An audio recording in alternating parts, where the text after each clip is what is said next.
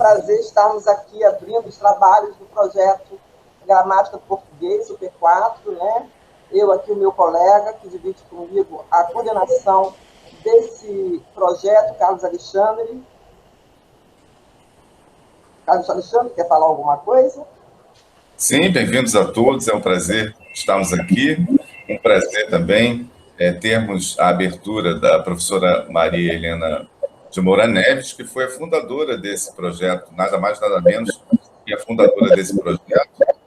A professora Maria Helena dispensa qualquer apresentação, todo mundo conhece a professora pelas suas obras, né, que são tão utilizadas por todos nós, pesquisadores da área de linguística, também pelos dicionários, né, os vários dicionários que ela organizou.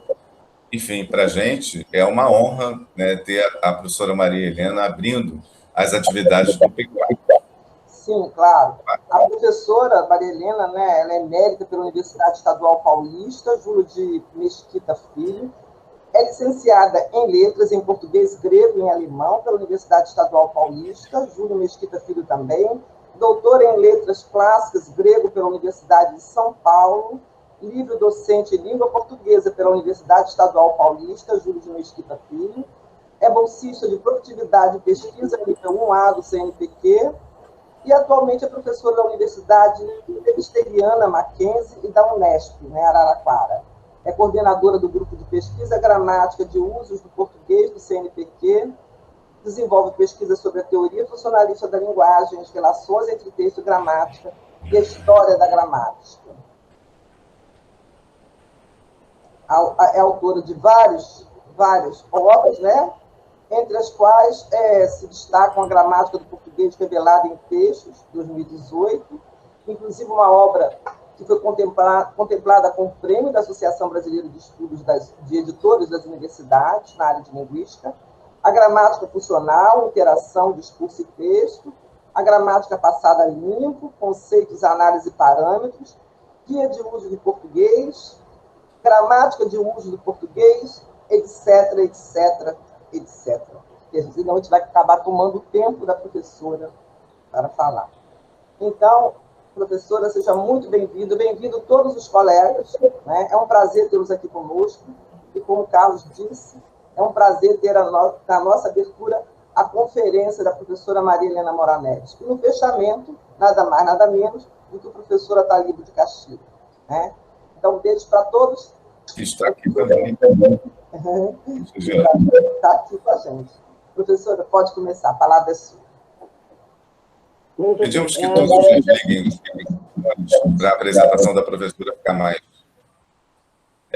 audível. Certo, Carlos? Ainda vai falar alguma coisa? Certo. Então, alguém vai fazer a transmissão? Cadê o professor que ia fazer? Vai haver apresentação dos slides. Mas, já está, André. Né? Eu vou fazer uma apresentação. Então, pedimos que todos desliguem os microfones para que a gente ouça melhor a professora. Bom, eu fico muito honrada em estar aqui e num conjunto aqui, não tão amplo, porque é de pessoas interessadas em um certo núcleo de trabalho dentro do estudo, de um determinado estudo. Então, é muito, muito tranquilo isso para quem fala. E eu digo que vou fazer uma visão geral de negação no mundo da linguagem, porque esse é o meu último projeto do CNPq, o que está terminando este ano, terminando no começo do ano que vem, e eu até já acabo de preparar um livro sobre negação, que eu ainda não entreguei para editora nenhuma, falta revisão, que é um apanhado dos meandros pelos quais a gente tem de entrar quando fala em negar, não é? Então, eu vou aqui fazer uma visão geral justamente desse projeto que eu estou terminando. E que, quando eu já propus como com a seguinte hipótese, que essa visão de polarização em linguagem, sim, não, dá a impressão de ser algo, assim, discreto, né? Recortado, e então fácil de resolver. Mas a verdadeira linguagem não está nem no polo do sim, nem no polo do não. A minha hipótese era que a linguagem se desenvolve nesse espaço intervalar entre o sim e o não. E, a partir daí, o meu próximo projeto é sobre comparação, porque exatamente um dos dois grandes processos pelos quais a gente fala o tempo todo é comparar. Comparar é um pouco mais, um pouco menos, bastante mais, bastante menos, ou bem igual ou pouco igual, mas, na verdade, isso é o espaço que vai entre o sim e o não. Então, não vou falar de comparação, eu vou falar de negação nesse sentido, né? Qual é uma visão geral do que é negar em linguagem que parece que simplesmente ou eu afirmo ou eu nego. E é alguma coisa assim... Aliás, é uma coisa maravilhosa de investigar, porque quanto mais a gente entra, mais a gente quer entrar na questão, porque ela não tem fim. Então, eu vou projetar um texto do Israel, justamente para mostrar o que eu ponho com vermelho, pensem sempre na linguagem do semáforo, é o negativo, não é? E o que eu ponho em azul é o positivo, aliás, não é o positivo, o que eu ponho em verde é o positivo, certo? E o que eu ponho em azul seria tudo aquilo que fica no meio. Então é engraçado que num livro em que ele fala, olha o nome embaixo, a gramática da polaridade, com pragmática, olhando o sensível e a lógica de escalas, que dentro disso tem uma lógica de escalas. Olha o texto dele dentro desse tipo, ele não fez de propósito, mas o texto é esse. Esse parece devia estar em azul, porque o que está entre o sim e o não é principalmente comparação ou modalização. Quer dizer, entre o sim e o não está o talvez, que é modalização. Entre o sim e o não está o mais perto do sim, o mais perto do não, o mais, o menos, etc., que é a comparação. Foi assim que eu moldei esse projeto e agora eu vou entrar no projeto da comparação. Mas olha o texto dele. Parece, quer dizer, nem bem é, nem bem não é. Devia estar em azul. E nada mais simples do que a polarização. Polarização, quando vem, já é a negativa. Tá? Porque os polos são dois, mas geralmente a gente chama de polarização aquilo que já é marcado. Então, é negativo. Nem nada poderia ser mais indispensável. Nenhuma língua poderia ir adiante sem alguma maneira de dizer não. Nem o poderia nenhum falante. Não podemos, é possível, não ensinem não, saber como, o modo como, o mundo é. A não ser que saibamos, esse a não ser que também é um intervalo, que é o condicional. A condicionalidade está entre o sim ou não. A não ser que saibamos como o mundo não é. Mesmo a mais simples afirmação. Afirmação seria o positivo, mas é mais, não é bem. Somente tem significado na medida em que contrasta com a sua negação. Nesse sentido, a negação é, ela própria, a garantidora do conhecimento positivo. E é precisamente nesse sentido que a negação parece tão simples. Então, o que eu ponho em análise aqui, com orientação geral funcionalista, é a polarização dos enunciados nas línguas naturais. E já ressalvo de início que esse processo, como expliquei antes e repito, potencialmente o mais definido entre todos, por aparentemente resolver-se em uma oposição polar, ou seja, por um jogo de sim e de não, entretanto tem extrema complexidade. Qualquer incursão efetiva em uma visão da língua em função, da língua em uso, respaldada pela visão sociocognitiva de sua natureza, leva à verificação de múltiplas relativizações os azuis que estão por aí, e por acaso eu peguei esse texto. Ele nem imagina que, falando de negação, ele fez essa mistura aí necessária, não é? Então, leva à verificação de múltiplas relativizações e permeações que se efetivam na ativação do processo de negar, na linguagem de palavras. Então, um resumo inicial.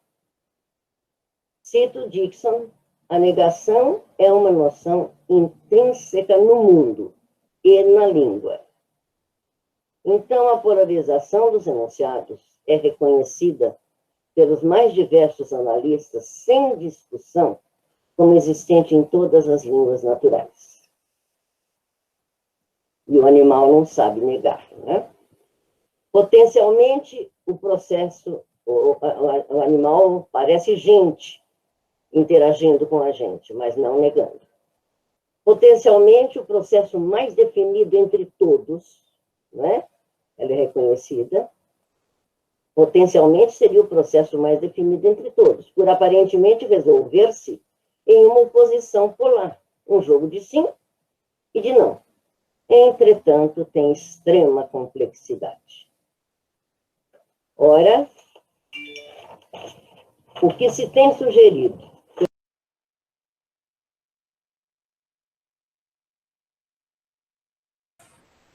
Professor, eu acho que a senhora perdeu o som.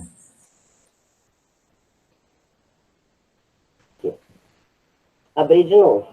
Sim. Eu não mexi no mouse e ele cortou. O que se tem sugerido, teoricamente, já vi essa parte, é que as sentenças negativas são mais difíceis de processar do que as positivas. Aí nós temos de saber por quê, e essa parte, acho que nela é que mais eu vou entrar. Entretanto, múltiplas relativizações e permeações se efetivam na ativação do processo de negar, na linguagem de palavras. Estou resumindo o que eu já disse. Então, vamos tentar ver a complexidade. Discutir isso. Por que é complexo?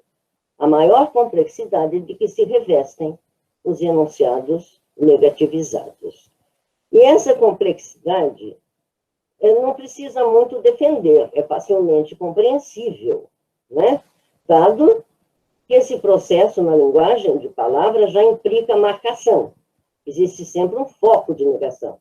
A negação tem um foco, e esse foco tem geralmente uma marcação. Por exemplo, a marcação primeira desse foco é o não. Em português, em outras línguas, o correspondente. Então, esse processo já implica marcação. Uma marcação que pode ser multiplamente resolvida, ou seja, não é não, simplesmente. Ela se efetiva em todo o complexo léxico-gramatical da linguagem, até internamente as palavras, nós sabemos, não é?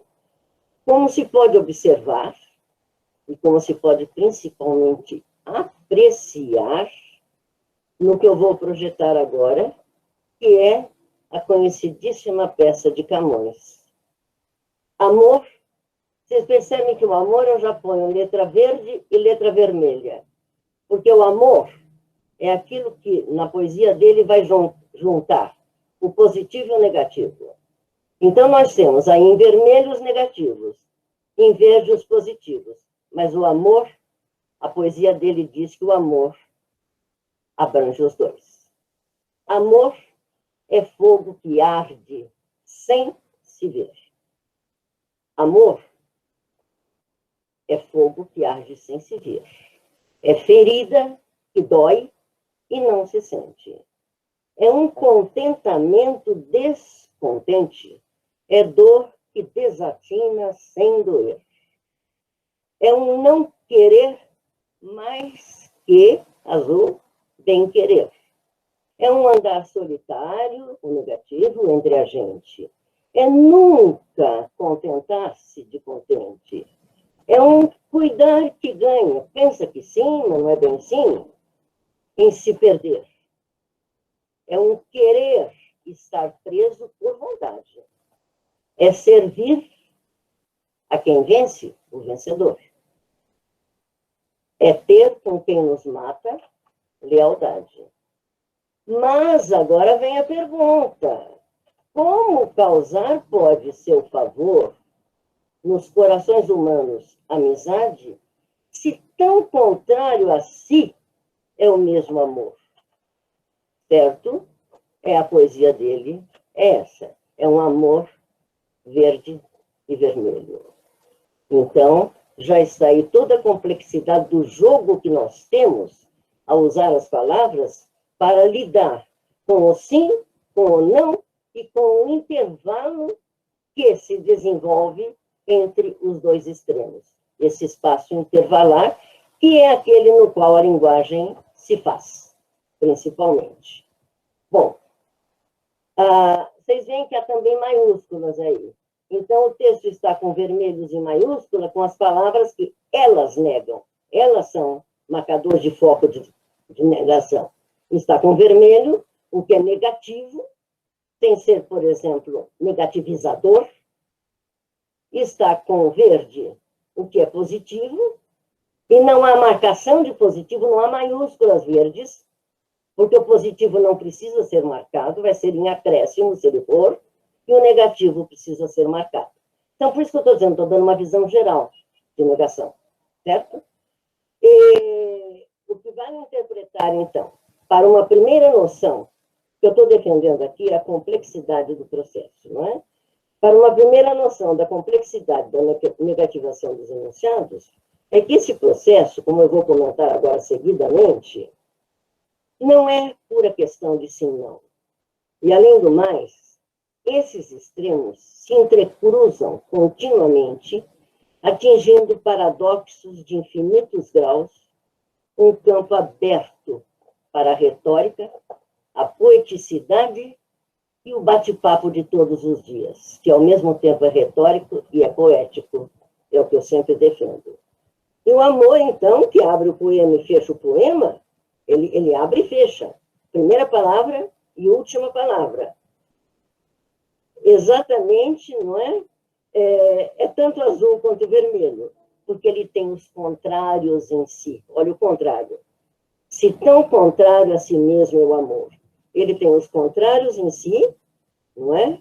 Que nós, tanto no caminho do positivo como no caminho do negativo, tanto indo para o positivo como indo para o negativo. Então, tem ferida, a ferida não dói, a dor não se sente, o vencedor serve ao vencido, o assassino tem a lealdade do morto, e, afinal, o fecho só poderia ser perplexidade, que é o que tem aí.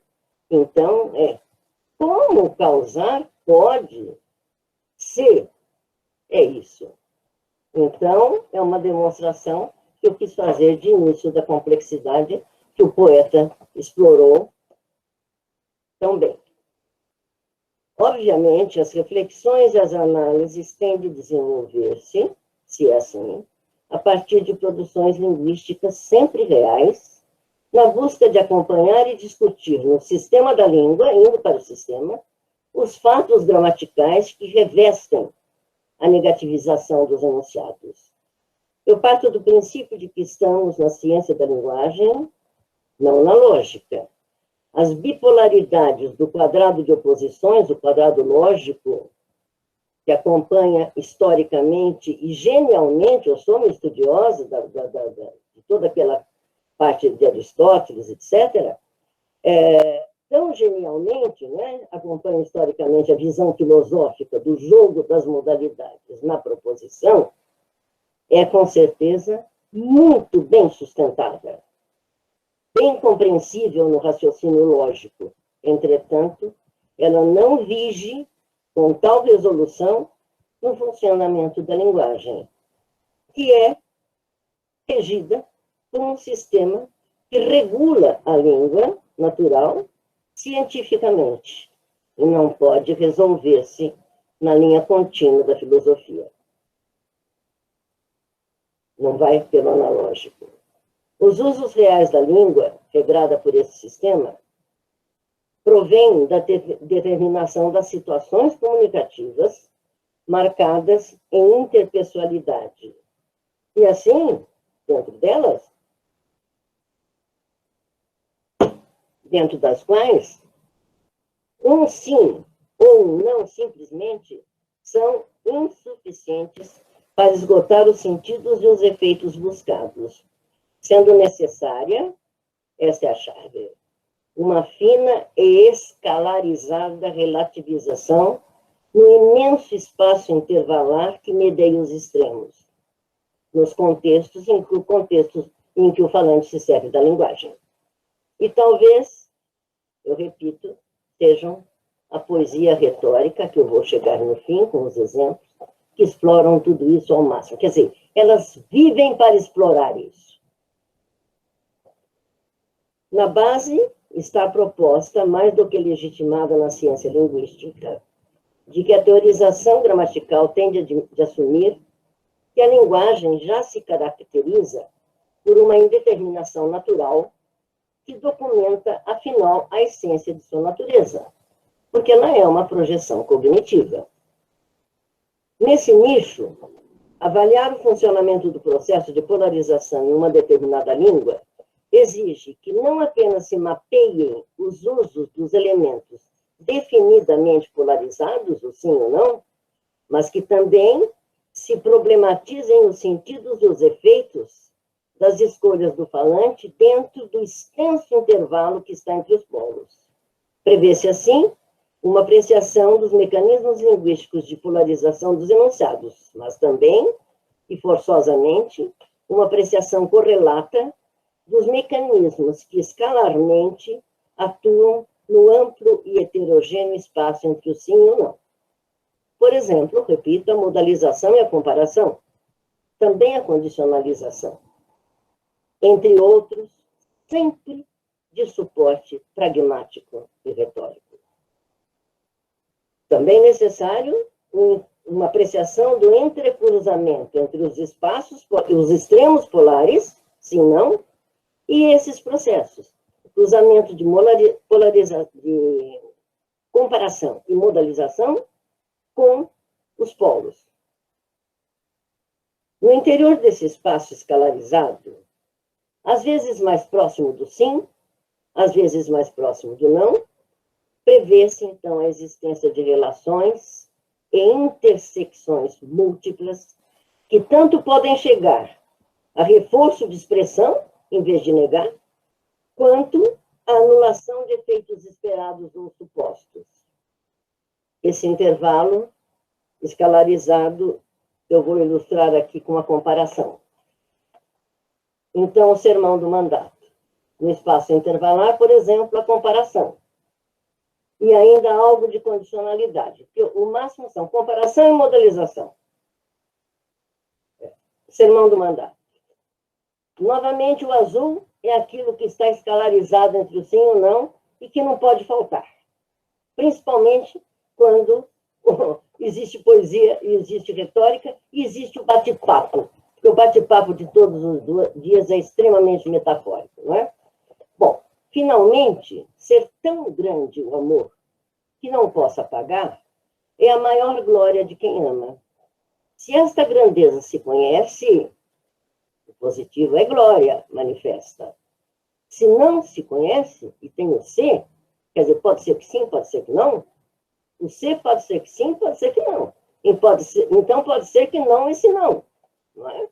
Se não se conhece, fica escurecida. E não é glória. Logo, muito mais estima o amor, e muito mais deseja, e muito mais lhe convém a glória de conhecido que a satisfação de pago. Eu vou terminar com uns 3 textos, justamente para voltar a essa grande dialética que existe quando se nega, quando se quer negar, mas a linguagem tem de continuar falando de tudo, não só de um sim extremo e de um não extremo.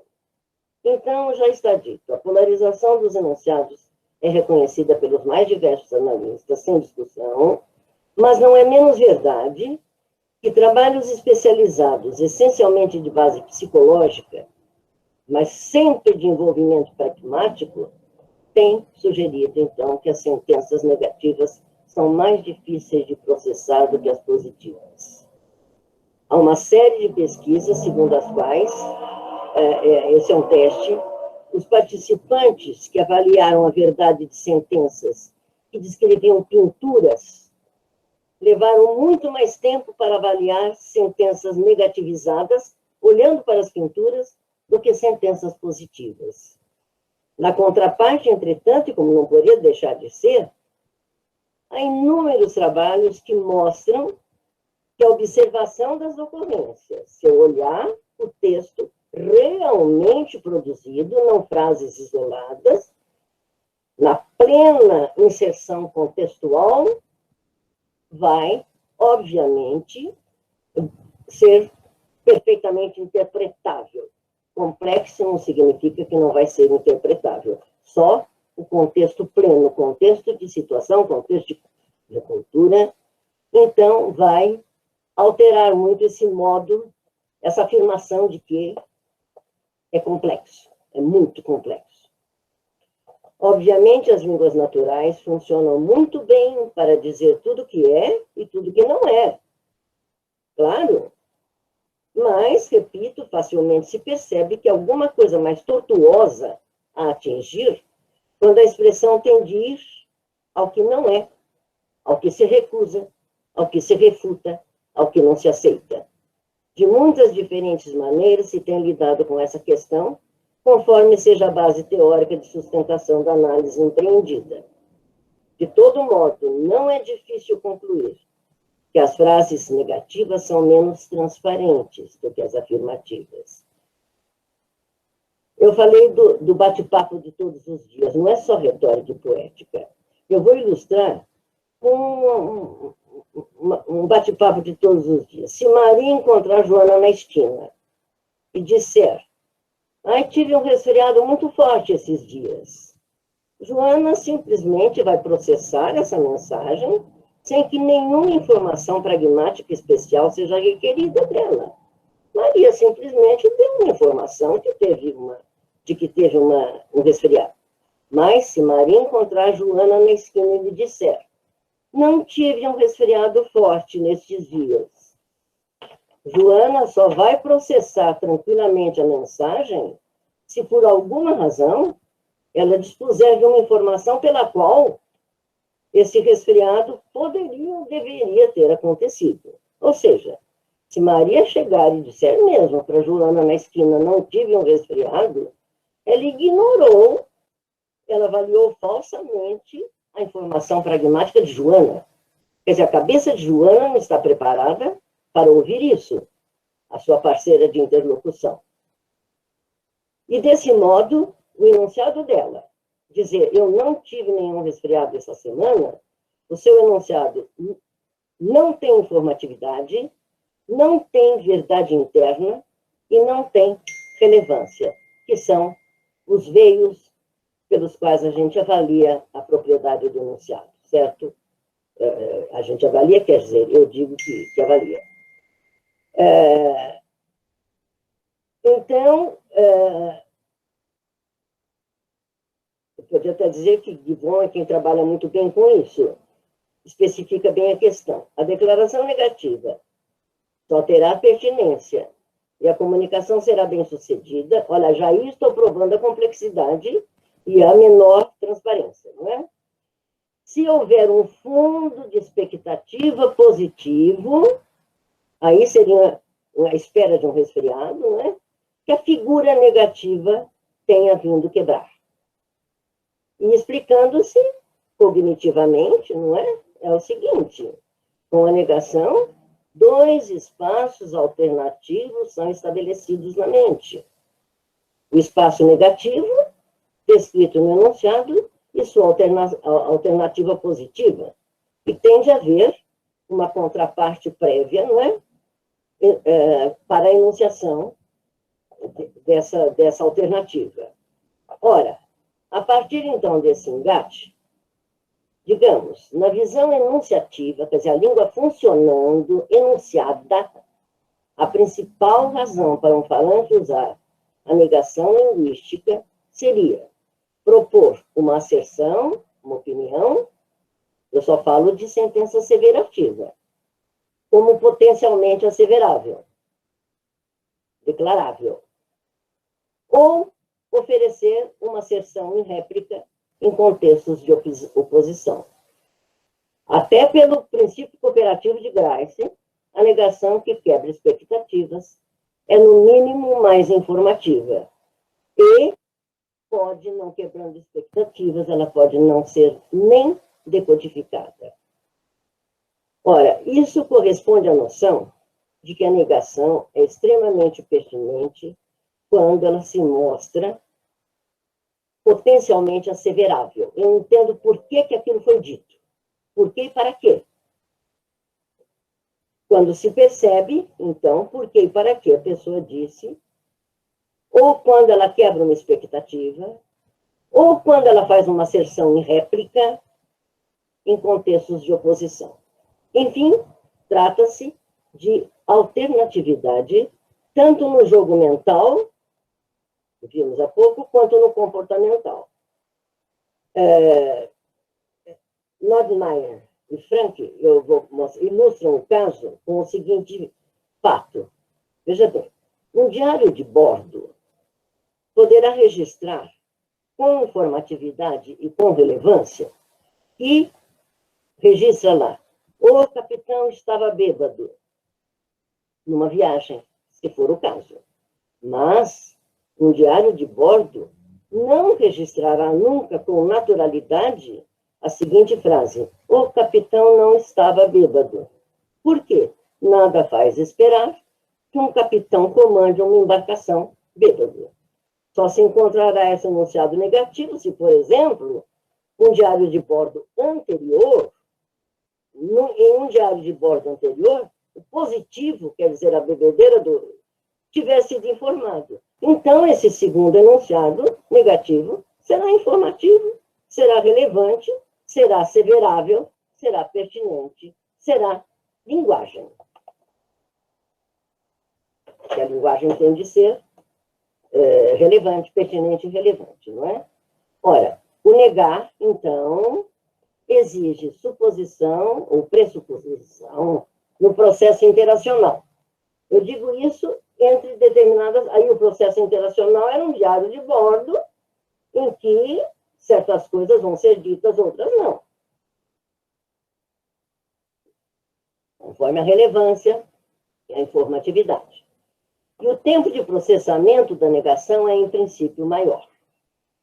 Mas não que toda negação seja difícil. O problema aí é que vem o funcionalismo, em função do contexto da linguagem real, bem negociada entre os falantes, o custo de processamento da negação tem redução. Fica pequenininho, fica nada. No contexto, então, é que se estabelecem as expectativas mais fortes e mais fracas, passíveis de violação. Então, vou entender por que há violação. A hipótese geral nessa linha é a de que eu lanço, falar de negação é mais do que invocar a ação de palavras negativizadoras no enunciado, cabendo contemplar e avaliar, por exemplo, negativizações formais que obtêm efeito de reforço de afirmação, o contrário, ou vice-versa. Tudo isso vem a serviço da explicitação dos movimentos discursivo-retóricos que naturalmente decorrem do jogo que o enunciado monta, sempre escalarmente, entre os extremos polares, abrigando nos deslizamentos do sim para o não, ou do não para o sim, categorias como o talvez, o nem tanto e congêneres. Ocorre que a expressão formalmente positiva ou negativa da frase já se instala no enunciado linguístico para responder à necessária fluidez e à complexidade da linguagem natural, o que relativiza o absoluto dos polos que a forma sugere. E tudo a serviço da produção de sentidos, não é? Que caracteriza a linguagem.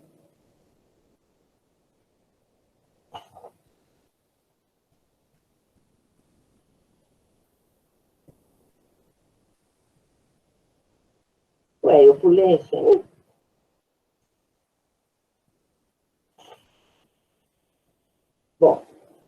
A complexidade na negação é a propósito de que só quando inseridas textualmente, contextualmente, que as frases vão adquirir, as frases negativas vão adquirir o seu pleno significado, não é? O que ocorre, aliás, com qualquer enunciado, mas as frases negativas, como eu disse, como elas são de processamento mais complexo, elas ilustram muito melhor isso aí. Então, o negar exige suposição, pressuposição, e até por isso, então, o tempo de processamento é maior, mais dependente do contexto, não é? Porque tem de estabelecer-se expectativas mais fortes ou mais fracas, que podem ser contrariadas. Então, sobre a complexidade da polarização, essa é uma frase de Denis Bertrand, na argumentação, no debate político ou militante,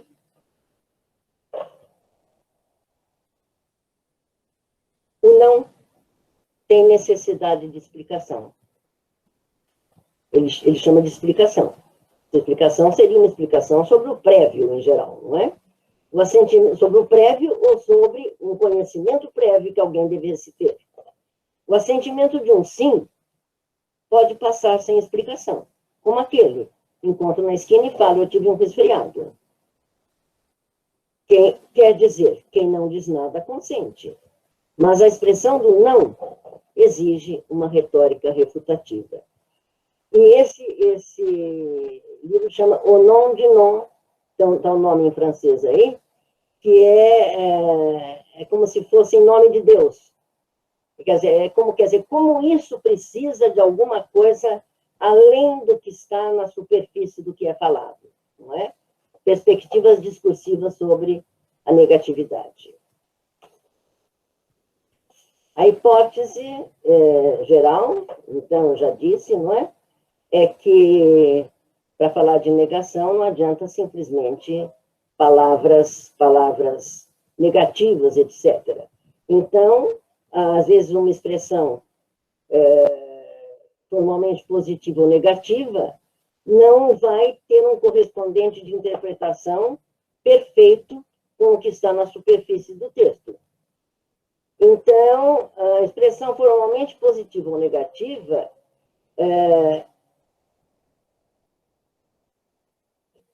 então, falar de negação inclui, por exemplo, avaliar o fato de que, vou repetir, enunciados às vezes negativizados, negativamente polarizados na superfície, podem até preparar ou ressaltar o valor discursivo retórico de afirmações, o contrário. E vice-versa, também. Na negação fica implicado sempre um foco posto em marcação por um negativizador. Por exemplo, e centralmente, o não. Mas o complicador é que nem sempre esse marcador negativiza. Então, veja bem, eu estava falando de asseveração. Então, eu estou pondo aí oração exclamativa e oração interrogativa. Já aí sai todo do esquema, porque não se nega para asseverar nada.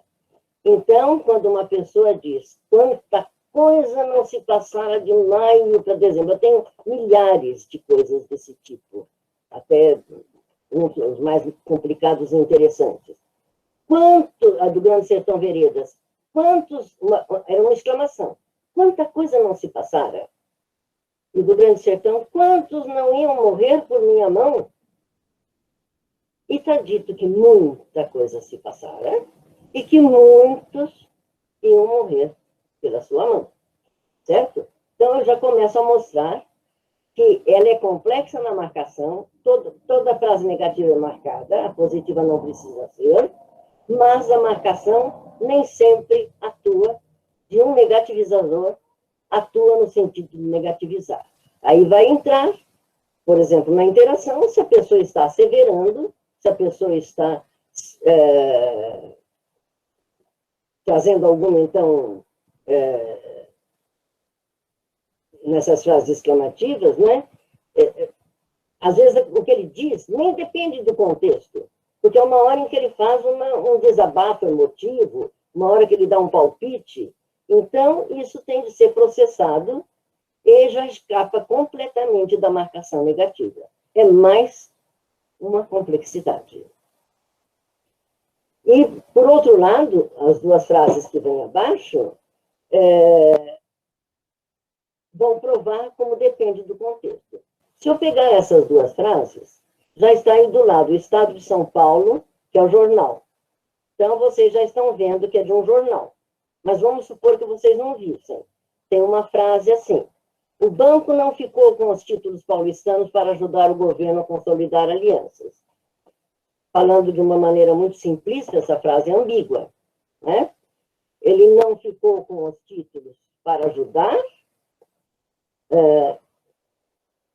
ele não ficou com os títulos pretendendo ajudar, ele não ficou para, assim, ajudar, ou não foi para ajudar que ele ficou. Então, em princípio, ambígua. Só que, se eu souber que o que está aí, não é? Para cada uma delas, então, seriam possíveis duas leituras. Para técnicos, o preço não cai por culpa dos estados. Não é por culpa dos estados. Ou então, para técnicos, o preço não cai e isso acontece por culpa dos estados. Em princípio, elas teriam duas leituras, para não usar o simplista, a palavra que parece que mata tudo e não mata nada, que é ambiguidade, não é? Então, para cada uma delas seriam possíveis duas leituras, conforme o foco que se tenha como certo para a negação. Ou toda a predicação está negada, ele não ficou por causa disso, ou está negada apenas a explicação adverbial. Não ficou para ajudar, não ficou por culpa.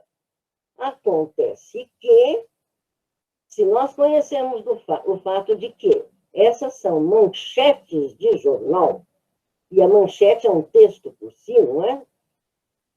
A leitura não é ambígua, porque você não vai achar que uma manchete vai ser feita para o foco do não cair no mínimo. Seria você já lê como manchete, como gênero tal. Então, nesse contexto, o contexto, inclusive, inclui uma das coisas mais importantes para trabalhar com gênero, principalmente em escola, etc., é perceber o gênero, ou tratar o gênero como algo que resolve, ajuda a resolver o contexto, não é? Decifrar o contexto. O contexto é um se for um gênero, é outro se não for. Então, sabendo que é manchete de jornal, a gente já tem um direcionamento para a resolução da interpretação. Onde é que o foco está caindo, não é? O peso da expectativa já está resolvido pelo fato de saber que isso é uma manchete. Bom, nesse jogo, então, eu só quis dar uma ilustração de que negar não é simplesmente ver. Existe um foco, mas não adianta ver o foco, que há muito mais coisa envolvida. Eu dei um exemplo mínimo, isso ainda 10 páginas para mostrar. Nesse jogo, então, é que está o grande poder humano de, por exemplo, jogar com uma marca negativa, ou até um bloco de marcas negativas para convencer do sim. Como em uma frase do Éder Joffre na revista Isto É: não estou lutando para provar mais nada a ninguém, nem a mim mesmo. Claramente, ele estava dizendo por que ele estava lutando, certo? Não interessava. Ele não estava dizendo que não estava lutando. Não é? Ou, ao contrário, então, uma marca negativa convencer do sim. Estou lutando para isso.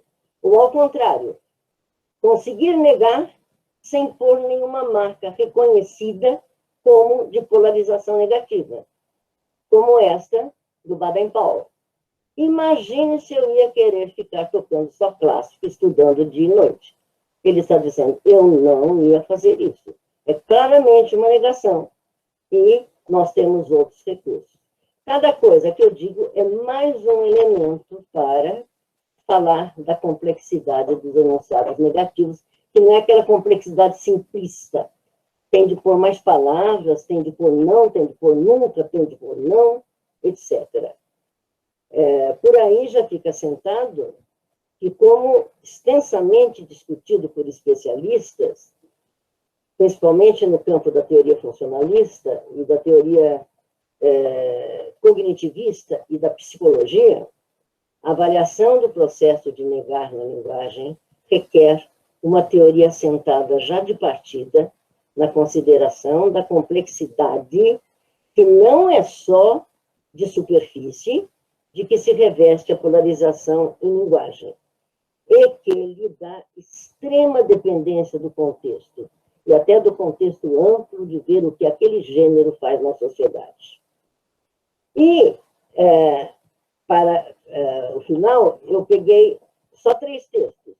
Só não vou provar, vou dar uma amostra da força retórica da negação. Podia dar amostras, que aqui não tem... Tem poesia também, retórica e poética. A polaridade negativa é considerada como expediente retórico que interage com as propriedades do contexto. E se vai a múltiplas resoluções, e vai entrar também... Eu só vou apresentar 3 textos aqui, para vocês verem. Eu quis mais trabalhar com texto, que é a maneira de mostrar como é complexo resolver se esse texto está querendo provar um sim, um não, ou nenhum dos dois, ou cada um a seu modo. Certo? E por aí a gente poderia ir às figuras de linguagem. Pegar as figuras de linguagem e ver nesse sentido. Então, vamos ver, por exemplo, a preterição, que joga completamente com isso, e na preterição, até na preterição, você vai poder ter grau. A escalaridade, toda vez que relativiza, nesse campo, existe um desenvolvimento escalar. Tanto que existem graus. Chega na comparação, você fala tem grau. Certo? E na modalização, você não tem os graus marcados, o talvez, etc. Ele é diluído. Na comparação, você pode marcar. Mas, de todo modo, é um espaço intervalar, escalarizado, por isso extremamente complexo. A Cantiga de Esponsais de Machado de Assis. Imagine a leitora, então já quer dizer, olha, isso aqui não é verdade. Isso aqui não é um sim. Isso aqui é algo que você vai imaginar. E se você imagina, você que está pondo o cenário. Você está criando o cenário. A dependência é de um cenário criado por quem está lendo. Imagine a leitora que está em 1813 na Igreja do Carmo, ouvindo uma daquelas boas festas antigas, que eram todo o recreio público e toda a arte musical. Não lhe chama atenção para os padres e os sacristães, nem para o sermão, nem para os olhos das moças cariocas, que já eram bonitas nesse tempo, nem para as mantilhas das senhoras graves, os calções, as cabeleiras, as sanefas, as luzes, os incensos, nada. Não falam sequer da orquestra, que é excelente.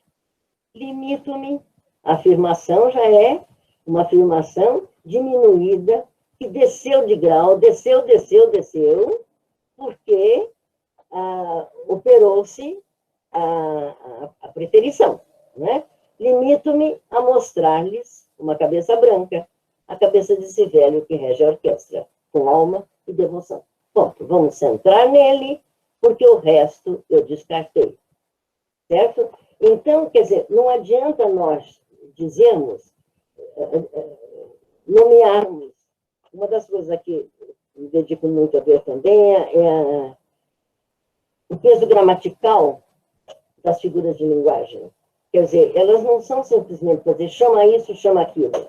Você construiu aquilo de alguma maneira. Cada uma tem uma gramática. Cada figura de linguagem tem uma gramática.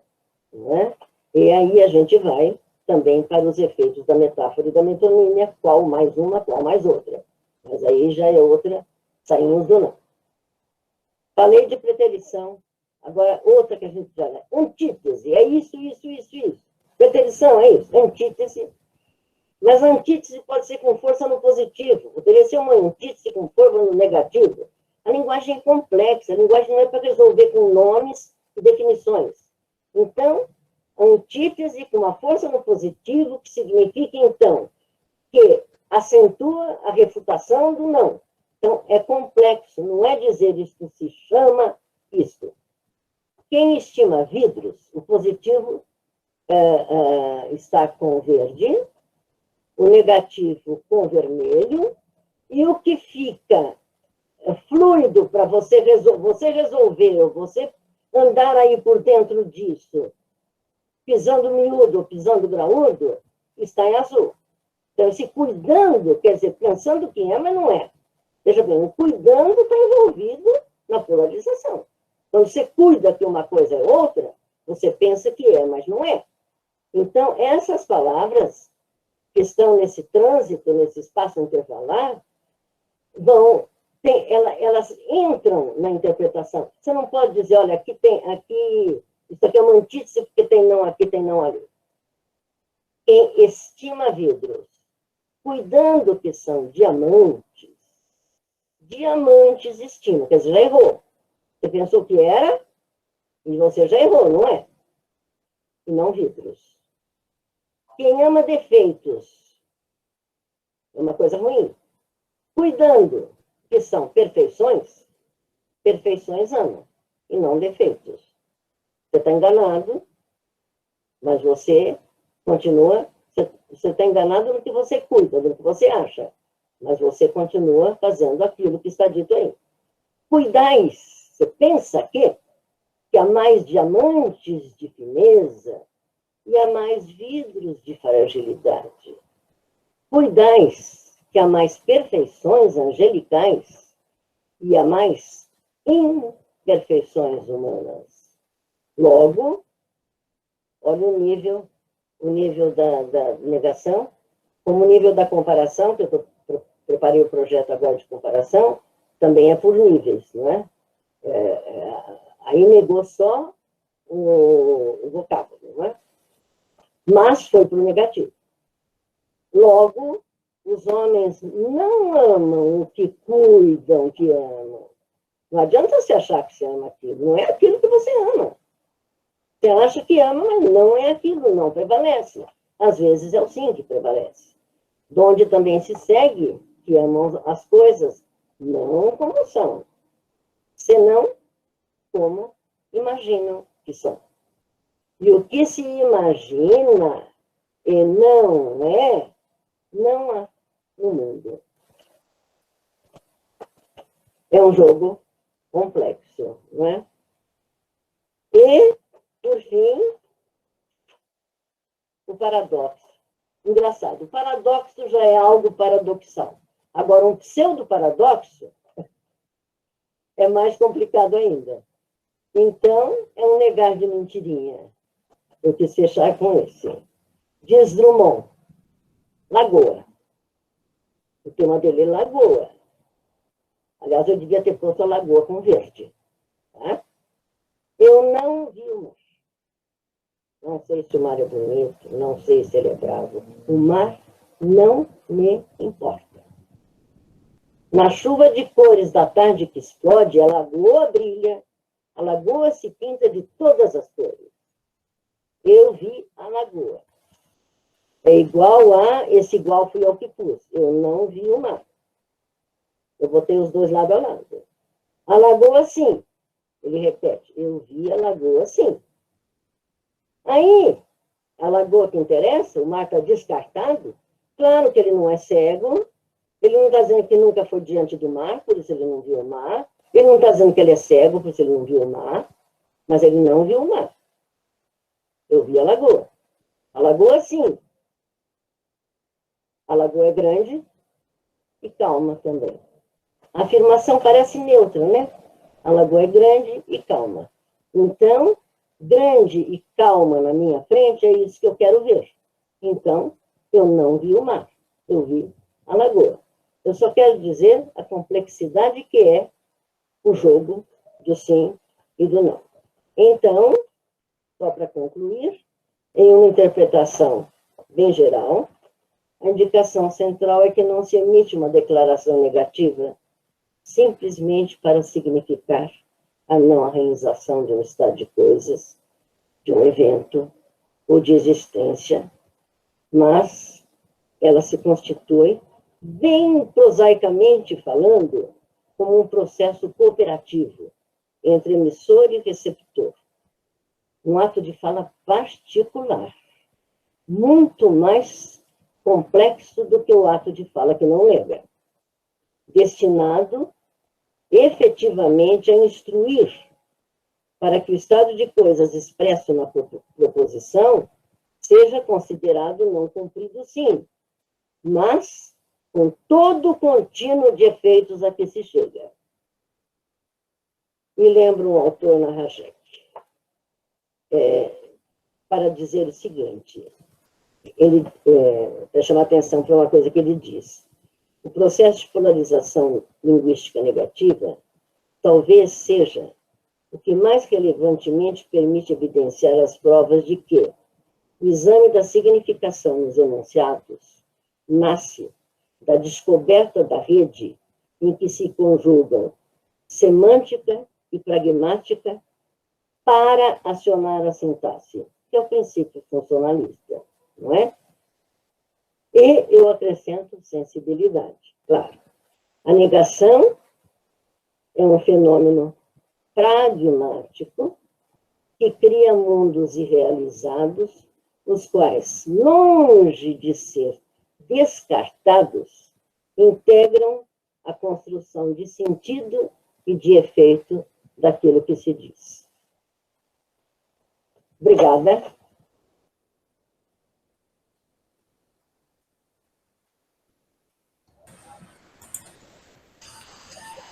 Obrigada. Nós te agradecemos, professora Maria Helena. Então, podemos abrir para perguntas, comentários, dúvidas, enfim. Eu gostaria de fazer uma pergunta, já inaugurando aqui a sessão de perguntas, né? Eu fiquei aqui ouvindo e pensando o seguinte: quando a gente nega, né? Quando a gente nega, por exemplo, eu negar o mar, por exemplo, é porque eu tenho um mar na cabeça, né? Então eu conceptualizo o mar. Então, eu nego, mas sei que ele existe. É diferente de alguma coisa que você nem fala sobre ela, né? Então, eu fiquei pensando sobre isso. Para você negar, você precisa ter, né, um elemento em mente, senão você não negaria, né? E aí eu fiquei pensando como é que a gente lida com uma realidade que nega. É boa pergunta, viu, Jussara? Porque veja bem o que foi que ele negou aí. Ele negou que viu. Ele não está negando o mar. Ele está dizendo, eu não vi o mar. Sabe o que ele está dizendo aí? Tô nem aí para o mar. Está desqualificando o mar, né? Não, mas veja bem, ele não nega, ele como quem diz, o mar não me importa. Ele não está negando nada quanto ao mar em si mesmo.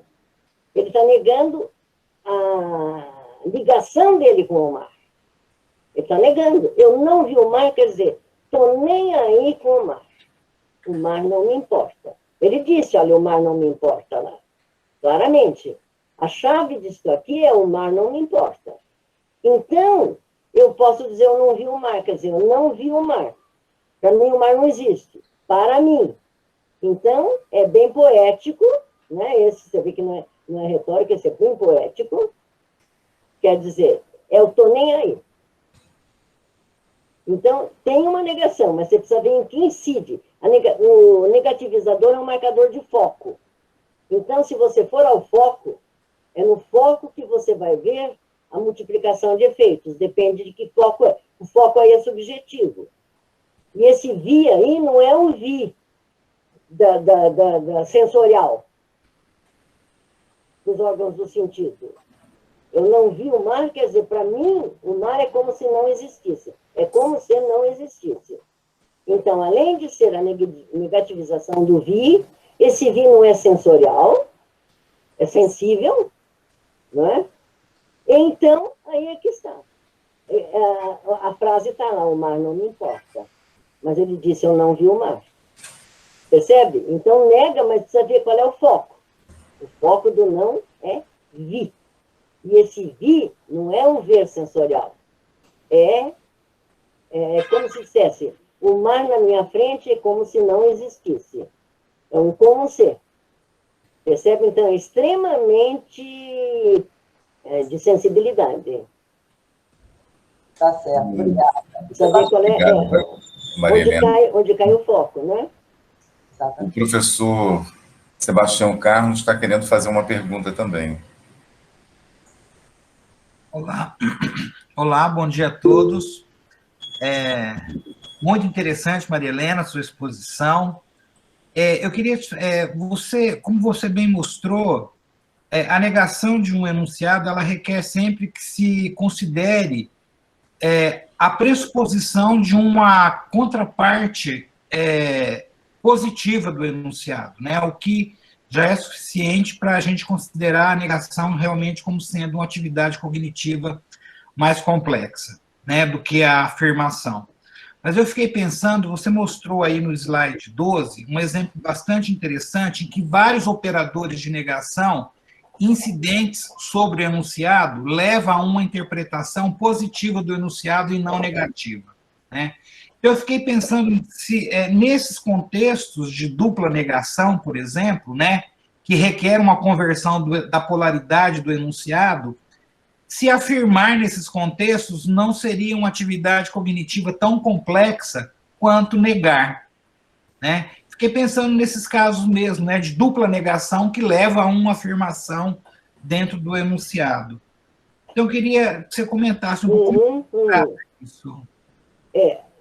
Viu? Acontece que você está vendo a dupla negação mesmo, mas a dupla negação não é dupla negação, o foco não é para o mesmo foco. Eu não estou lutando, é a negação do lutar. Mas quando você diz que você não está lutando para provar, você não está negando lutando, você está negando o provar. Não é para provar que eu estou... Aí é que já vem a gramática. Como é que a gramática aí colocou o não como negativizador de um constituinte, não do sintagma da frase toda. Então, eu não estou lutando, seria eu estou negando a frase. Eu não estou lutando, eu não estou em luta. Mas quando você põe para provar, é como aquela manchete. Esse não é foco não do lutando, mas foco do provar. Então, você tem de deslocar aquele não que seria negativizador do lutar, como tem uma coisa, um princípio. Quando você tem negações, ela sempre começa negando o mais estrito. Certo? Em princípio, ela nega sempre o mais estrito. É a primeira direção da negação. Se tem o mais amplo e o mais estrito. Ela, muito mais frequentemente, ela nega o mais estrito. Então, quando eu digo eu não estou lutando para provar nada, quer dizer, eu estou lutando, mas não é para provar nada. Aquela negação do lutando já não é do lutando. É do hipotático, do adjunto aí. Percebe? Porque até nisso é complexo. Então, na verdade, não é dupla negação para como foco do mesmo nível. Percebe? A primeira tem um foco mais amplo, que seria lutar, não lutar. Foco predicativo.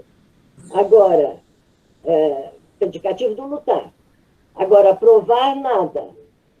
Como nada é complemento, é um foco menor. Não está negando a predicação inteira, né? Provar coisa nenhuma. Então, o foco principal é o do mais estrito. Então, o lutar não está negado. Percebe que aí você vai ver, às vezes, dupla negação, com o mesmo foco. E aqui, uma negação é de um foco, a outra do outro, Então, a gramática que vai fazer. Em princípio, prevalece a negação do mais estrito. Certo? Ok. A não ser que vá, por exemplo, para um gênero de outra coisa, que lá, naquele gênero, você nunca negaria o mais estrito, porque não tem a funcionalidade para aquele gênero. Por exemplo, você pega uma coisa, se for manchete, tem que ser de tal coisa, porque a manchete não se faria para anunciar uma coisa tão estrita. Ou o contrário, às vezes ela se faria só para mostrar uma coisa bem estrita. A manchete seria isso. Ele não está fazendo isso para tal coisa. Então, quando a manchete diz, fulano não está fazendo isso para tal coisa, ele está dizendo que não é para tal coisa que ele está fazendo isso. Porque na manchete, ele não vai contar para o povo que a pessoa não está fazendo isso, que ela está. Então, pelo gênero ali resolve. E aqui resolve pelo todo da mensagem. A negação só se resolve pragmaticamente. Se há alguma coisa em que prevalece a pragmática, ela determina a semântica, é a negação. Justamente porque, olha, do ponto de vista pragmático, de uso, ela está a serviço da comunicação do gênero. E, em segundo lugar, porque do ponto de vista cognitivo, negação é alternatividade. Você projeta a alternância. Então, é aquilo que a sua mente processou e você colocou a negação numa das alternativas, não na outra, quando joga com mais de uma. Ok, obrigado, Maria Helena. Vários colegas aqui, sim. Vários colegas deram os parabéns aqui para a senhora pelo bate-papo, alguns tiveram que sair, como foi o caso da professora Erotilde, e a gente tem a professora Vânia Casseb querendo fazer uma pergunta também, com a mão levantada aqui. Sim, mas olha só, Alexandre, também gostaria de chamar a atenção para uma questão antes da Vânia, é da Graciane, que pergunta... Ela fez, como ela fez um comentário, né? Eu ia deixar para ver em cima da pergunta, mas quer colocar? Vamos colocar o... Ela pergunta se essa explicação que a professora Maria Helena Moura Neves deu para o Sebastião Carlos, né, em cima dessa explicação, se o não, né, seria retirado da classe dos advérbios como elemento prototípico. O não nunca deveria ter entrado na classe dos advérbios. Então, isso não... Certo?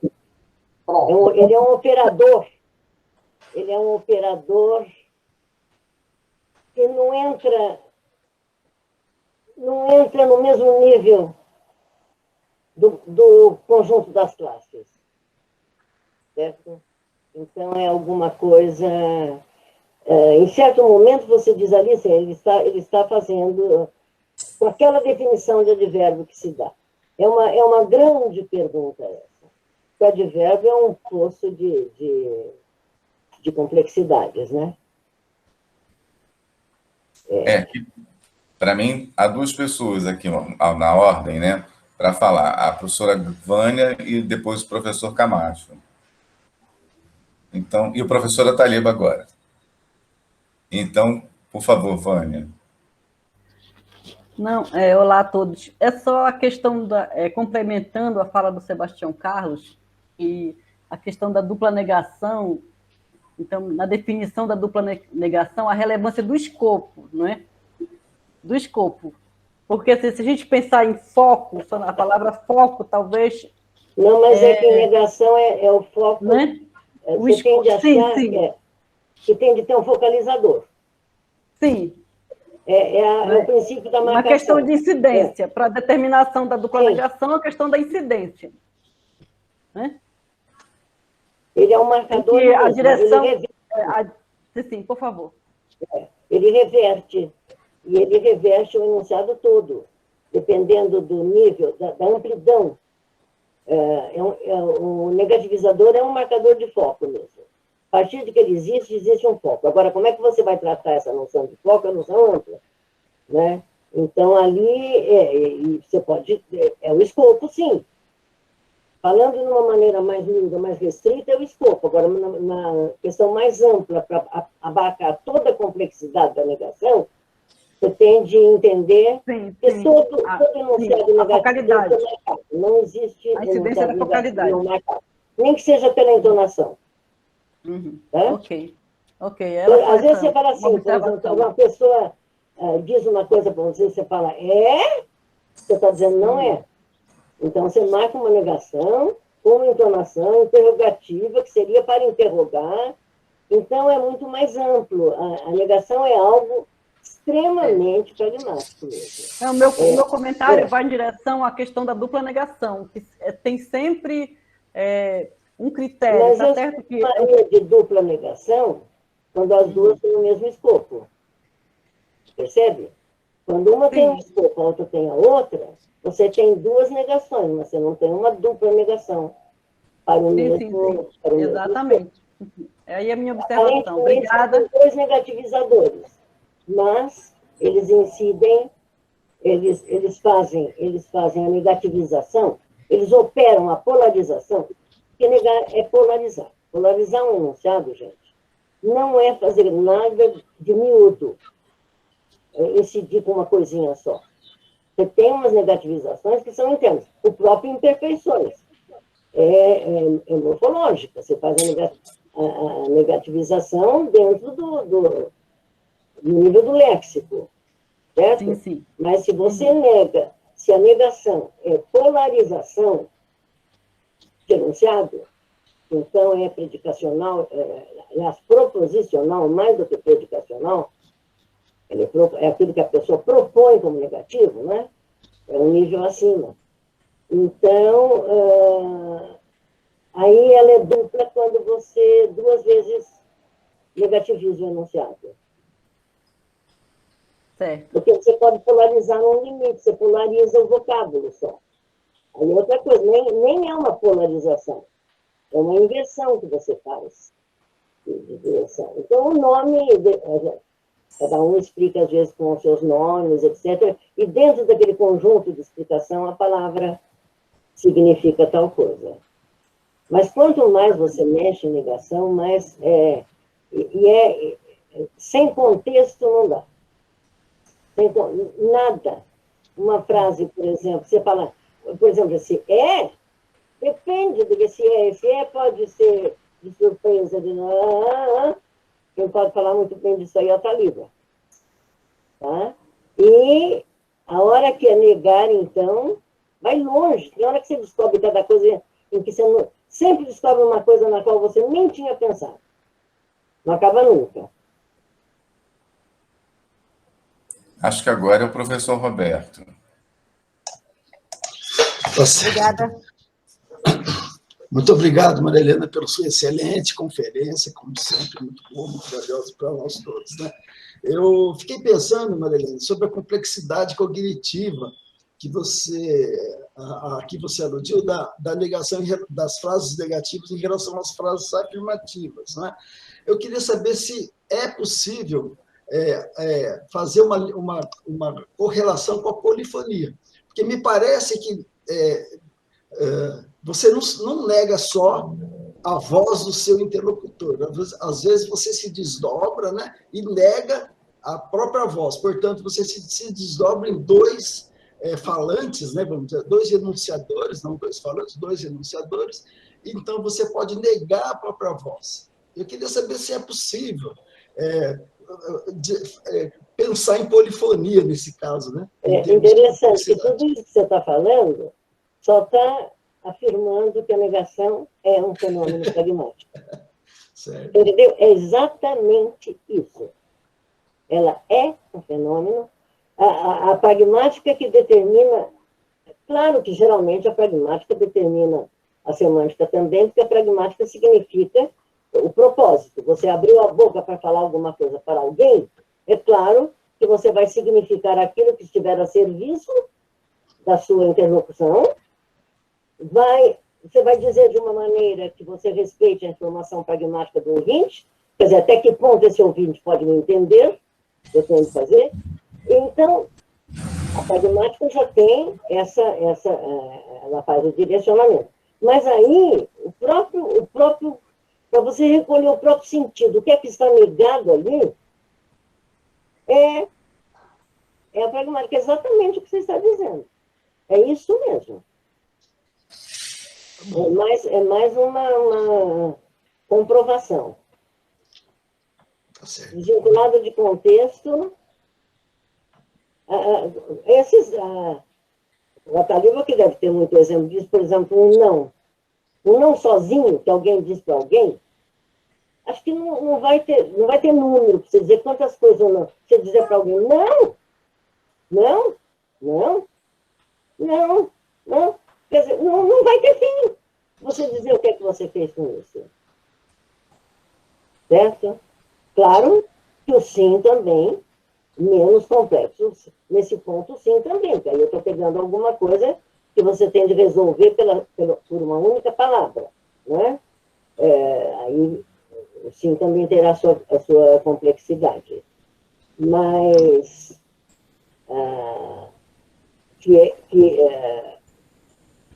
exatamente o que você está dizendo. Você pegou direitinho um ótimo adendo aí. Obrigado, Mariana. A professora Taliba tinha caído, agora voltou, que bom. Ele estava com a mão levantada para fazer uma pergunta também para a professora Moura Neves. Está sem som. Está sem som. Ele não está olhando para Tem que nós. ligar o microfone. Professora Taliba, há um ícone para o microfone na Mas barra. ele não está ouvindo de também. baixo. Ele acabou se caindo mais uma vez. Alguém quer aproveitar aí o intervalo da volta do professora Taliba? Fazer algum comentário, alguma pergunta para a professora Maria Helena? Eu acho que ele está voltando. Augusto. Por favor, Augusto. Ele está sem som. O Taliba. E pior que ele não olha para a gente, senão a gente faz um sinal aqui de que... Ele continua sem som. E sem olhar. Professor Taliba. Caiu de novo. Está instável o sinal dele. Então, vamos aproveitar a mão levantada do professor Augusto. Sim. Muito boa tarde daqui, bom dia aí. Muito obrigado, professora Maria Helena, pela excelente conferência sobre um tema tão importante. Eu gostaria de lhe colocar uma questão que sublinha a flexibilidade e a complexidade da negação. Refiro-me a conceitos que são intrinsecamente positivos, são prototipicamente positivos, mas podem ser construídos negativamente, o que confere mais flexibilidade e mais complexidade à própria negação. Um exemplo, a causalidade. A causalidade é prototipicamente, intrinsecamente, um conceito positivo, causa de. Mas nós podemos ter a causalidade no sentido negativo. Não fazer nada e ser causa de. Como vê esta forma, este tipo de negação mais implícita e, consequentemente, também mais complexa e mais flexível? É interessante isso, você está pegando um universo bem marcado mesmo, né? Em princípio, a causalidade é positiva, né? Tanto que você diz, o menino correu e caiu, com a adição, ela corresponde à adição. Já por aí você pode resolver como na tríade causal, condicional, concessiva. A causal é positiva. Eu tenho todo um trabalho em que eu faço a ligação paratática e hipotática, mostrando essa ligação das aditivas com as causais, né? Aí, a condicional é alternativa, por isso que você viu as condicionais, quando eu pus ali, eu pus sempre no meio. Alternativa quer dizer entre o sim e o não. Porque você diz ou vai ou racha, se vai, não racha. Se não racha, vai. Quer dizer, é essa coisa. E a concessividade é a negação. Tanto que você diz, o pinguim tem asas, mas não voa, e diz, embora tenha asas, não voa. Então, estou pegando a causa já nesse mapa todo. Então, em princípio, a causa seria positiva no sentido de que ela é a neutra. E sendo a neutra, ela pode também entrar em contextos que sejam polarizados. Ela, em si, não faz polarização. Percebe? Mas todos os contextos são. Você está pondo a polarização. Qual foi o exemplo que você deu? Por exemplo, não fazer nada contra alguma coisa e isso ser a causa de algo acontecer. Então, exatamente. A negação aí está no membro, no sujeito. Não fazer nada, aquele que é negativo. Agora, a causa continua sendo positiva. Sim, mas este conceito negativo de uma causatividade pode ser expresso sem negativizadores canónicos, não é? Sem eu dizer não fazer nada. Eu posso exprimir isso, enfim, permitir, deixar, algo desse género. Ou seja, ao nível do léxico ou ao outro nível, posso pegar num conceito... De todo modo é negativo. Por exemplo, deixar de... Engraçado que ultimamente as pessoas não percebem que deixar de é negativo. Deixar de é uma negação. Né? Deixar de fazer. E a pessoa, às vezes, fulano não está deixando dele, esquece que o deixar era negativo. Ele pôs um não, ele negou o negativo, virou afirmativo. Na televisão, os comentaristas, o que eles estão... juntam 3 negações em seguida. Não deixar de recusar, por exemplo. Ele se perde no meio de que o deixar de, quando recebeu um não, ele virou positivo. Exato. Porque ele é um negativo, se ele recebeu. Então, não deixar de é deixar de. Então, aí a questão dos níveis também. Não é? A causalidade continua... o foco da negação não está na causalidade, em princípio. Certo? Ela não tem... e é interessante que esse estudo todo cognitivo da negação como a manipulação de alternância mental fica justamente na condicional. Vocês viram que as condicionais são aquelas que ficam entre o sim e o não. Então, eu tenho causal, concessivo e condicional. A causal fica no positivo, no reino do positivo, a condicional no reino da negativização e a condicional no reino do ou sim ou não, da alternância, que é o ou. Obrigado. Então, Obrigado, Augusto. Muito interessante você pôs, vai me ajudar também a mexer nisso. Podemos, então, passar a palavra ao professor Ataliba, que acho que agora está com um sinal mais estável. Agora está com som? Ainda não está com som. Ninguém tem o WhatsApp dele, né? Será que ele vai olhar para mim alguma hora? Não vai. Professor Taliba, embaixo da sua tela, me escuta, professor Taliba, embaixo da sua tela tem um microfonezinho. É o primeiro. É o primeiro ícone. Está cortado. Clica nele para poder... Descorta ele. Deve estar com problema. Tem o seu WhatsApp aí para me mandar? Seu telefone? Não tem WhatsApp. Uma pena. Embaixo da tela, lá embaixo. Ele estava falando bem. Ele não ouve. Que adianta você falar? Deve ter algum problema, talvez, no microfone. O sinal mesmo não esteja bom. E o microfone, às vezes, corta sozinho, porque o meu aqui uma hora cortou e eu não tinha cortado.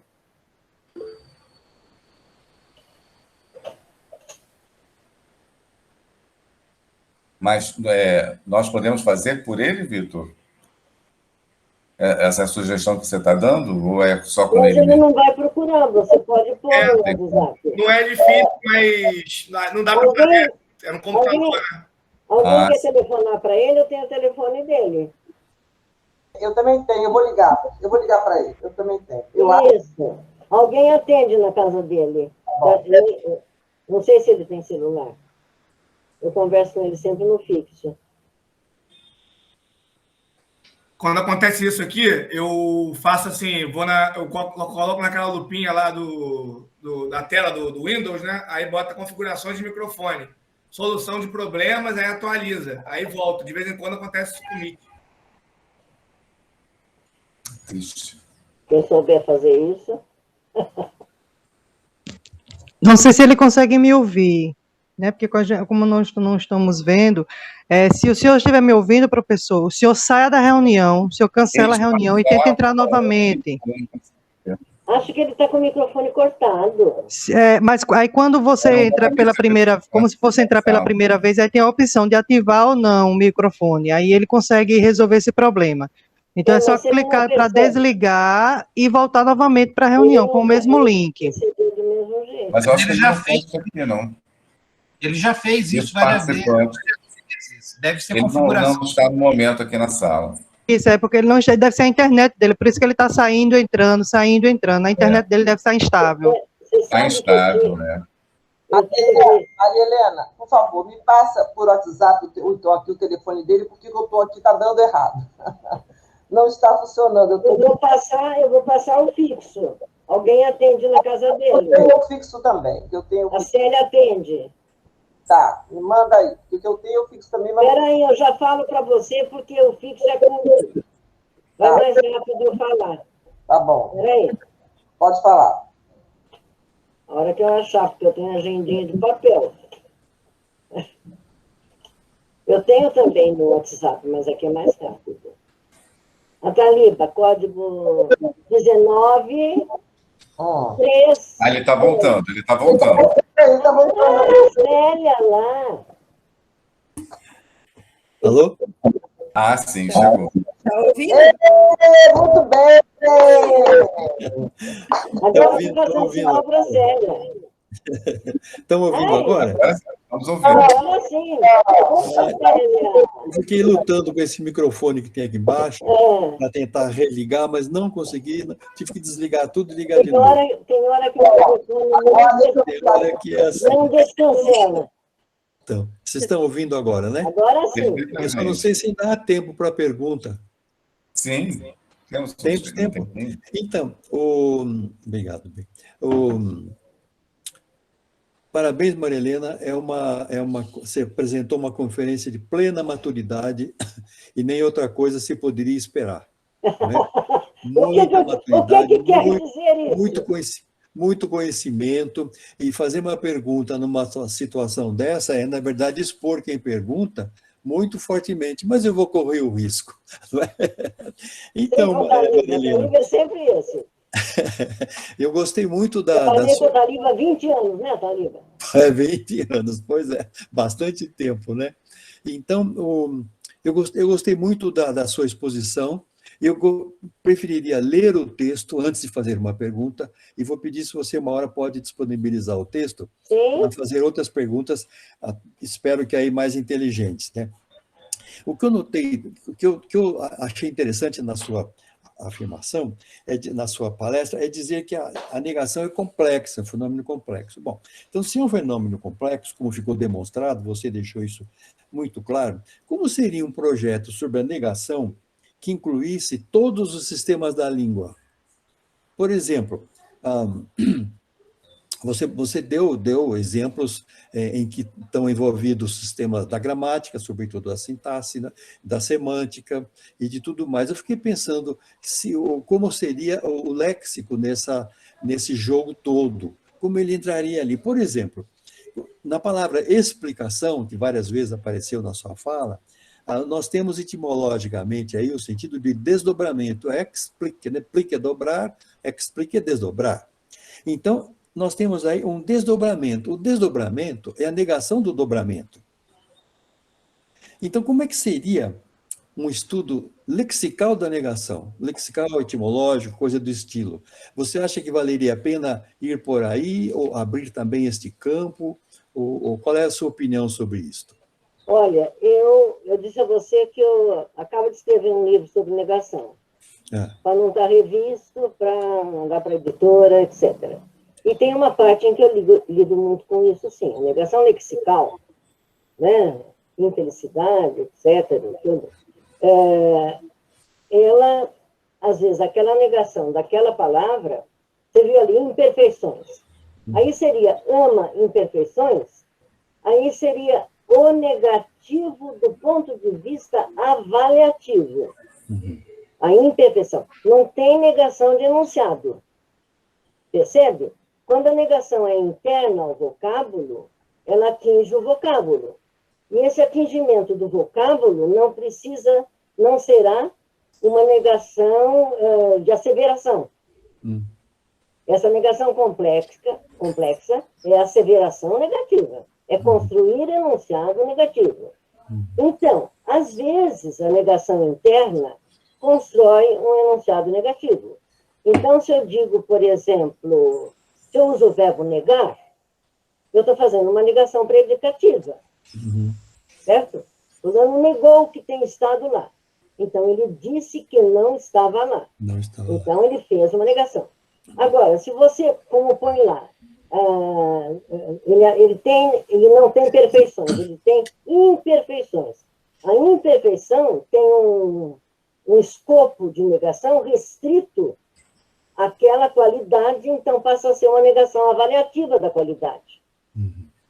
Porque a negação não precisa ser negação predicativa, negação asseverativa, etc. Então, essa parte da negação de nível morfológico é extremamente importante, porque algumas afetam a asseveração, afetam a linguagem, fazem uma polarização linguística. Outras fazem uma alteração do significado da palavra, que pode ser negativa, mas, em geral, vai para uma negativa avaliativa. Por quê? Porque pega um sema. Nega o sema do núcleo. Então, passa a ser uma negação avaliativa que não atinge a asseveração do enunciado todo. Percebe? Então, muito interessante essa parte de pegar, quando a negação é dentro do vocábulo, o que ela atinge? E outra coisa, também os prefixos, essa parte negativa dos prefixos, às vezes não é negativa em termos também de asseveração, é negativa em termos de afastamento. Então, por exemplo, como deslizar é alguma coisa que escorrega para o outro lado, é um outro. Olha, indo de novo para o cognitivismo, vai para a alternância. É um outro. Então, por exemplo, alguma coisa não tem esse sentido, ele desliza para tal coisa, é uma coisa contínua, desliza que ele vai se afastando. Não é um não de negação, mas é uma escalarização negativa. Deslizamento, por exemplo. É que aquilo escorregou. Então, você tem, digamos, você pode dizer que entrou no negativo, mas entrou no negativo escalarizado. E, conforme qual for o sema que tem ali, esse negativo não é um negativo de aceleração, é um negativo de avaliação. Até aí é complexo. É tudo complexo. Isso é bom porque garante o nosso emprego. Nunca vamos resolver tudo? Ótimo. Muito obrigado, Maria Helena. Muito obrigado. Eu digo que eu estava pensando que uma vez eu fiz uma conferência com esse título, a propósito disso, e no fim, não sei se para o livro eu vou dar esse nome também, que é assim, o sim, o não o talvez e o nem tanto. A linguagem é isso. Que é o sim, o não, o modalizado e o comparado, que é o que a mente da gente faz o tempo todo. Você afirma, você nega, aí você acha que é sim ou não, que é a modalização, você faz a sua projeção atitudinal sobre aquilo, que é a modalização, ou você pega aquelas coisas e põe em cotejo.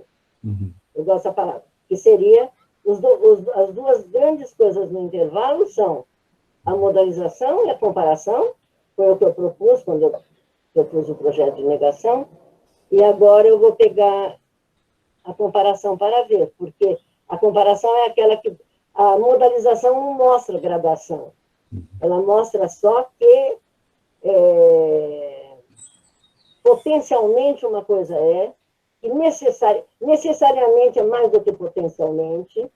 Você percebe que tem um mais e menos, mas diluído, né? Não afirmado. Você só mostra que é modalizado. Então, cada vez que... Quanto mais a gente vai atrás, mais vê que o negócio é complicado mesmo. É complicado, A linguagem da gente, a maior parte da linguagem da gente, por isso que eu pus aqueles textos, estão cheios de azul no meio. Não é dizer sim e não, é dizer tudo que está no meio do sim e do não. Porque geralmente as mensagens da gente não são puros sims e puros não. São mais perto do sim, mais perto do não, igualmente os dois. A linguagem se desenvolve naquilo que eu chamo de, é o que eu chamei de espaço intervalar entre os polos. Que a gente põe na cabeça que é sim e não, né? A gente fala ou afirma ou nega. Muito obrigado, Maria Helena. Obrigado, Thalina. Obrigado. Cada um contribuiu para alguma coisa assim, a ser problematizada. Vamos encerrar, então, essa abertura maravilhosa, com essa ótima conferência, e chamando a todos a atenção, que à tarde, às 14 horas, nós vamos ter uma mesa redonda, né? Conexão de ações na gramática português, mediador Roberto Gomes Camacho, né, o nosso colega aí, a Maria Beatriz Nascimento BK é uma das participantes, que vai falar sobre estruturas desgarradas à luz da teoria da estrutura retórica, o Marcelo Módulo, que vai falar sobre uma revisão das orações correlativas pela abordagem multissistêmica, e a Erotide Pesati, que vai falar sobre a coordenação e a subordinação na perspectiva da GDF. Então, agora nós vamos aqui no projeto nos despedir, e daqui a pouco, às 14 horas, nós estamos de volta. É no Brasil, né? 14 horas, né? 14 horas, 14, né? Tá, um abraço a todos e até mais.